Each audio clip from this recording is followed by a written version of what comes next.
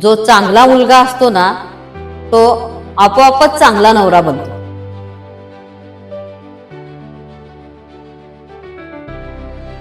काय हो, तुम्ही तुमच्या आई वडिलांपासून दूर का राहता? हे बघ, मी शहरामध्ये नोकरी करतोय म्हटल्यावर मी गावाकडे आई वडिलांसोबत कसं राहणार? ते बरोबर आहे, पण तुमचे आई वडील तुमच्या बरोबर शहरात राहू शकतात ना. हो, बरोबर आहे तुझं. माझ्या आई वडील जर माझ्यासोबत मी आणले तर ते तुला आवडेल का? किंवा तू त्यांच्याशी ऍडजस्ट करून घेशील का? त्यांना समजून घेशील का? सांग.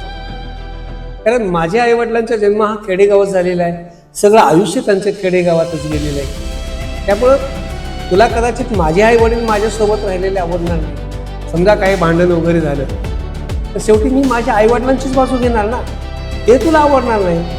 आणि समजा चुकून बायकोची बाजू घेतली तर ते त्यांना आवडणार नाही. मला सांगा, तुम्हाला तुमच्या आई वडिलांच्या सोबत राहायला आवडते की नाही? अगं वेडी आहेस का तू? मला तर माझ्या आई वडिलांसोबत राहायला खूप आवडतं.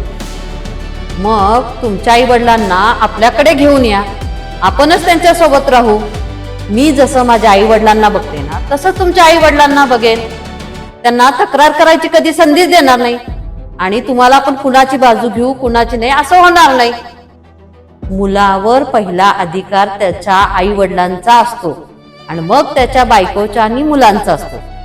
तुम्ही आत्ताच्या आत्ता गावाकडे जा. उद्या गुढी पाडवा आहे, त्याच्या आत आई वडिलांना इकडं घेऊन या. अगं आत्ताच जातो आणि संध्याकाळपर्यंत माझ्या आई वडिलांना घेऊन येतो. ओके? हे बघा, तुम्हाला अजून एक गोष्ट सांगतो. जो चांगला मुलगा असतो ना तो आपोआपच चांगला नवरा बनतो.